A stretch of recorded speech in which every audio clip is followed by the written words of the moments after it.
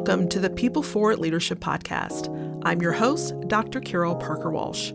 As an expert in transformational leadership and human development, and the creator of People for It Leadership, I'm here to help you create thriving, engaged teams and unstoppable leaders. In each episode, we'll explore the strategies and insights that will elevate your leadership impact and drive lasting results. Get ready for a transformative journey filled with actionable steps. Let's go. Hello and welcome to the final episode of Season 3 of the podcast. This is going to be it for 2025, but I wanted to close out the season by talking about something I've been reading about, thinking about, and honestly wrestling with for months now, and that's AI. I don't know about you, but I can't scroll through LinkedIn, open a business publication, or have a conversation with a client without AI coming up. And what I'm noticing is a lot of fear, a lot of uncertainty, and leaders who just aren't sure whether they need to lean into AI or ignore it for the time being. Employees who are worried about what it means for their job, their careers, and their futures is also at the top of the issues and conversations that people are having about AI. And the fear isn't unfounded. We're watching major consulting firms like Accenture, Deloitte, or PricewaterhouseCoopers let go about 11,000 of their junior consultants and redirect that investment into AI.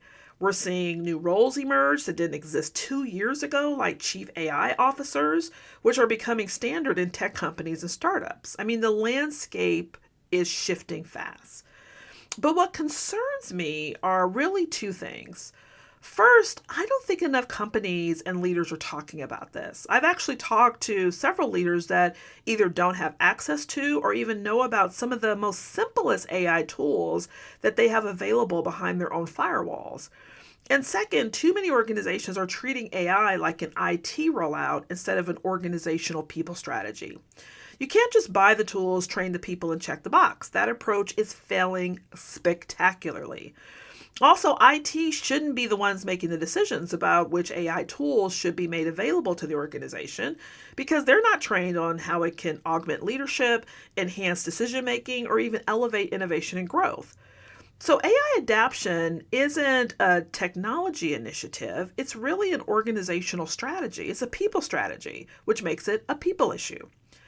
Now, 2026 is going to bring even more changes, more tools, more disruption. So as we close out 2025, I wanted to end this season by talking about what leaders need to start thinking about and doing when it comes to AI. Not the technical side, but the human side, the leadership side. So let's start with some statistics that you should be paying attention to as a leader. Between 70 and 85% of AI initiatives are failing to meet their expected outcomes. That's right. Despite all the investment, all the hype, all the executive mandates, AI projects aren't delivering what organizations hope they would. And in McKinsey's recently released 2025 AI in the Workplace report, and they released it in November of this year, they didn't blame the technology. They didn't blame the employees. They said, and I quote, "The biggest barrier to success is not employees who are ready, but leaders who are not steering fast enough." So it's not a tools problem, it's a leadership problem.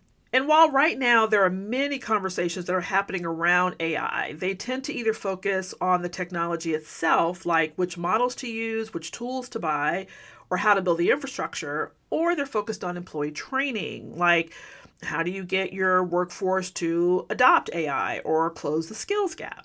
And don't get me wrong, both of these things matter, but I think they're downstream problems. The upstream problem that people aren't talking enough about is you, the leader, how you show up in this moment, whether you're leading with AI or just trying to survive through it. Now, I don't believe AI will replace people for it leadership, right? But it can amplify it when leaders know how to engage with it, but not replace it. But right now, a key problem organizations are going to have to contend with when it comes to AI is trust.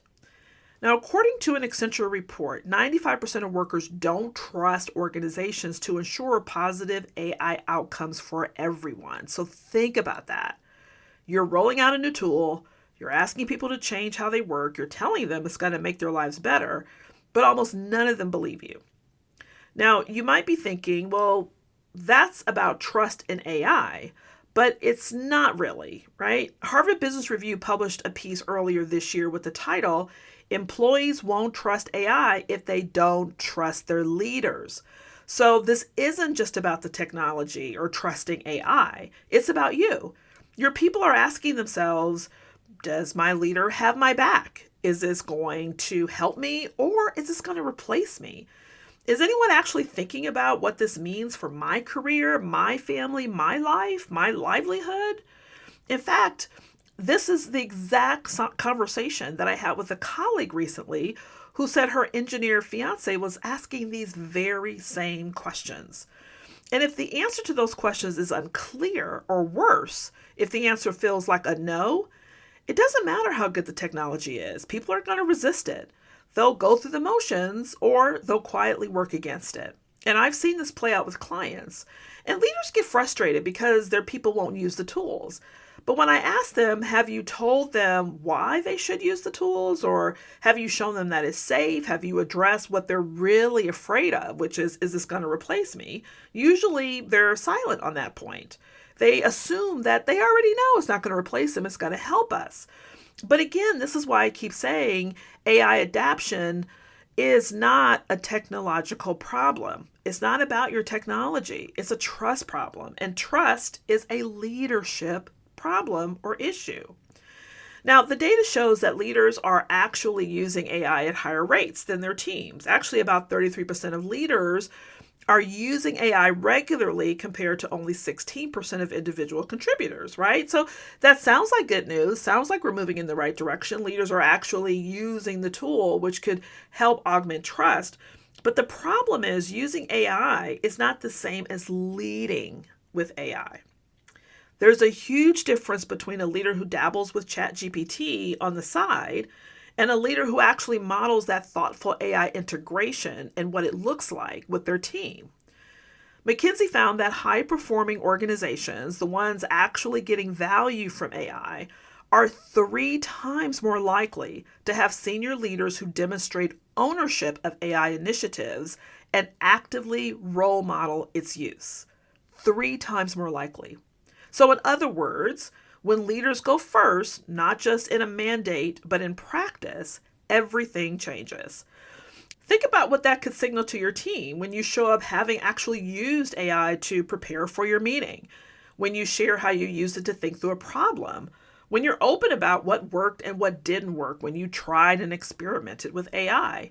You're not just using a tool, you're modeling adaptive learning. You're showing your people it's safe to experiment. You're demonstrating that this isn't about replacement, it's about evolution. This is what I teach. You can't ask your people to do what you're unwilling to do yourself. You can't expect them to embrace change that you haven't embraced. And you can't build a culture of continuous learning if you're not continually learning. And let me be real. I've had to do this work myself. I've had to get curious about AI. I've had to experiment with it. I've had to get uncomfortable with it. I'm still learning, but that's exactly what this moment requires from all of us. Boston Consulting Group studied over 1,000 executives across 59 countries to figure out what separates AI high performers from everyone else. And they found that the leaders who are winning follow what they call the 10-20-70 rule. They put 10% of their resources into algorithms, 20% into technology and data, and 70% into people and processes. That's 70% on the people side. That's not what most companies are doing. Most companies flip that ratio completely. They obsess over which platform to buy, which vendor to use, which integrations to build. They throw a training at employees and then wonder why nobody's using the tools 6 months later. Here's why it doesn't work. There was a study published this year that found AI adoption actually has a negative impact on psychological safety. Just introducing AI into the workplace makes people feel less safe. Not because the technology is threatening, but because of what the technology represents. It represents uncertainty and change and the possibility that they might be left behind or replaced. And here's the thing, it doesn't matter if that fear is rational or not, because if people feel it's real, it's real. And if it's real, it's going to affect how they show up. Now, I talk to leaders all the time who say, my people are resistant to change. But fear and resistance, while two sides of the same coin, are simultaneously two different things. And what you're most likely seeing as resistance is probably fear. Resistance, you can probably push through that. But fear, you're going to have to address it. Have you asked your people what they're worried about? Have you created space for them to be open and honest about it? Have you shown them, not just told them, that this transition is going to support them, not abandon them? That's the thing that works, right? This is the part of leadership that works. But let me shift gears here because I don't want to just talk about the problems and challenges of AI. I want to talk about the opportunities because I believe AI can actually help make you a better people forward leader, not by replacing the human work, but by amplifying it. And I'll give you some examples. Think about self-awareness, the foundation of leader awareness, which is the core of everything I teach with People Forward Leadership Framework. One of the hardest things for many of us to do is to see our own patterns, our triggers, our struggles, our blind spots. We all have them, and we're usually the last to know about them. Well, AI can actually help with that. For example, if your organization uses Microsoft 365, you may already have access to Copilot, the AI assistant built into everyday tools. You can use Copilot Chat to literally have a conversation about a difficult situation and ask what you might be missing. You can paste in feedback you've received and ask it to identify any patterns it may be seeing. You can describe a decision you're wrestling with and ask it to pressure test your assumptions or to ask what's another way to see the situation. It's not replacing the inner work, it's actually supporting it. It's like having a thinking partner that doesn't have an agenda, doesn't get tired, and isn't afraid to push back on you. Now, there is a bias for AI to tell you what they think you want to hear and to make you happy. So you can challenge it to say, listen, play the adversary, play devil's advocate, and give me another perspective or another way to think about it that I may not have thought about before, right? This can make a huge difference. So you can also think about developing your people. One of the biggest challenges leaders face is giving personalized attention at scale. You've got a team of 10, 15, or 20 people, all with different strengths, different growth areas, different ways of learning. Well, how do you meet each of them where they are? Well, AI can help you think through development paths as well. Again, in Microsoft 365, tools like Viva Learning can help you curate development paths for your people. Viva Pulse can let you send quick surveys to understand how your team is really doing or so that you're not guessing. And Viva Insights can show you patterns in how people are working, like who's overloaded with meetings or not getting enough focus time. And Copilot, once again, can help you prepare for the conversation itself by literally asking it to help you think through the right questions to ask. It can help you ask better questions, and we know the quality of your questions is actually the thing that determines the quality of the conversation. Now, I'm sharing Microsoft tools here because most organizations already have the Microsoft suite of tools at their disposal and behind the organization's firewall. And that means you have a much higher level of privacy protection than if you used outside services like ChatGPT. So this is why leveraging the AI you already have at your disposal can be not only helpful in your leadership, but safer and have greater privacy and support for you than if you were to use outside tools. Now, none of this replaces you. I just want to make that clear. It extends you. It frees up your mental bandwidth so that you can be more present, more thoughtful, and more human when it matters most. AI may provide you with options, but you get to navigate the complexity and own the outcomes. AI may facilitate the connection by helping you find the right words, but you create the authentic relationships. AI may process information, but you're the one that gives a purpose. AI can suggest messaging, but you're the one that motivates and inspires action. That's what leading with AI looks like. You're not outsourcing your leadership, you're augmenting it. And you're setting an example for your team while calming the fears of its usage within your organization. LinkedIn's Work Change Report says that 70% of the skills used in most jobs will change by 2030. That's now less than 5 years away. The World Economic Forum called this one of the largest change management exercises in history. So over the next 4 to 5 years, you're going to need to help your people come to terms with these impending changes without really having a lot of answers. First, you want to acknowledge the uncertainty and don't pretend you have all the answers, because you don't. I don't. Nobody does. Your people respect honesty more than false confidence. You can say things like, this is all new for us, or we're going to figure it out together, and I'm committed to making sure that we do this in a way that supports you. Listen, information, if you've been thinking about leadership in the way that you need to have all the answers, let me tell you, that is no longer going to be your leadership edge. In a world where anyone on your team can pull up a summary, a benchmark, or best practice in seconds, information alone is no longer the competitive advantage for leadership. It's going to be your ability to develop your skills in interpretation, application, and sense making. That is going to be your new leadership edge. So embrace the uncertainty with everyone, because you're going to be learning together, but as a leader, you'll help them make sense of everything that they're learning. The second thing that you want to be able to do is to create space for experimentation. People need to know it's okay to try things out and not get it right the first time. They know that if they know they won't be judged or punished for experimenting, that's going to be really helpful. So set up low stakes opportunities to play with the tools and celebrate the learning and not just the outcomes, so that it feels safe for people to say, listen, I tried it and it didn't work, but here's what I learned from it. The other thing you can do is ask better questions. Instead of telling people how to use AI, ask them when they're stuck. What takes long, or what's tedious about it, or what would they do differently if they had more time? Then help them see how AI might address those pain points. When AI is positioned as a potential solution to their problem, not just another mandate from the top, then adoption can shift. And the fourth thing is to watch for signs of fear. And this is going to be prevalent as AI continues to grow and continue to be utilized within organizations.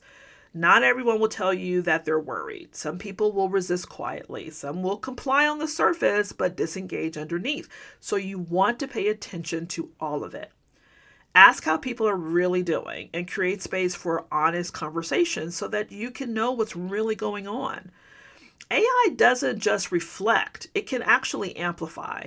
So a good organizational culture where learning is valued and open, honest communication is prevalent, these organizations will be better faster. But toxic cultures are going to get worse faster. AI is both a mirror and a magnifier in that regard. Fear isn't something to overcome, it's something that you definitely want to make sure you're addressing. We are in a moment of unprecedented change. AI isn't a trend. It is and will continue to be a fundamental shift in how work gets done. And every leader needs to explore where they are in this conversation. Now, most are leading through AI. They're managing the disruption or rolling out tools and hoping their people will figure it out. But you have to learn to lead with AI. Use it for yourself. Model what adaptive learning looks like and invest in the human side of AI. That's trust building. That's having a safe space. That's development and growth in the understanding of how to leverage the tool. That part is what makes real transformation possible. The research keeps showing us that AI doesn't fail because of technology. It fails because of people. And people don't fail because they're incapable. They fail because leaders didn't create the conditions for success. And you have an opportunity right now, not just to implement AI, but to become the kind of leader who can guide people through any change, this one and the ones we haven't even imagined yet. That's what People for Leadership is about. And it's more relevant now than it's ever been. And AI isn't replacing people for leaders. It's revealing who's actually doing the work. So as we head into 2026, ask yourself, am I leading with AI, or am I just trying to survive through it? I want to thank you so much for spending season 3 with me. I am so grateful for every one of you who listens, shares, and reaches out. Take some time to rest, reflect, and recharge, and I'll see you in the new year for season 4. Until then, keep leading people forward. Thanks for tuning in to the People Forward Leadership Podcast. If you're ready to implement the insights and strategies shared in today's episode, schedule a call with our team to explore how we can help you drive talent retention, boost engagement, and develop extraordinary people forward leaders in your organization. Plus, be sure to visit our website to access additional resources that will support your growth goals. Until next time, keep leading your people with purpose and confidence. And remember, when your people thrive, organizational success is inevitable.